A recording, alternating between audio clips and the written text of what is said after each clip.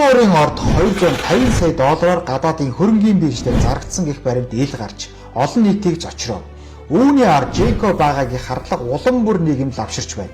Анх 2016 онд Хасын гаан уйг түүнийг офшортой холбоотой гэж мэдэгдэж байлаа. Харин өнөөдөр асуудал бүр гүнзгийрлээ. Бид буруутанд хариуцлага тооцох биш. Цоошлоор сэвэд өнгөрдөг. Энэ удаагийн явдал тэр зам руу битгий явчихаасай. Төвөрг нуурын ордын хувь эзэмшигч Дүгэржовын охин Болорсром хэлэхдээ аавд 2008 оны сонгуулиар Батуулга 150 сая төгрөг өгчхөөд 3 сарын дараа маргааш энэ мөнгөө өг эсвэл 20% өг гэж хэлсэн гэж нэвлэлээр мэдэгдлээ. Тэгвэл Дүгэржов нарийн системийн зарилангийн элбэнд ховстуулсан байж болох уу?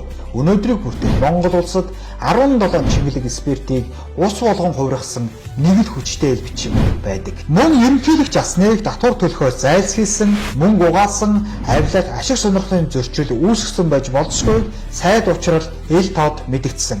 Түүнд улсын хурлын залуу гишүүд болох Инхүү Аяр, Амдиням, Ган хоёрыг нар хүч нэмлээ. Хариуд нь Батулгын өмгөөлөгч Пүрбаатар нь сайд учрал гишүүн Дамдиням нарыг үтгэлээ хэмээн хуулийн байгууллагад хандж буугаа илэрхийлсэн нөхцөл байдлыг улам хурцтагж байна. Төвөрг нуур бол зүгээр нэг орд биш, харин улс төр эдийн засгийн чухал ач холбогдолтой стратегийн 39 ордын нэг юм.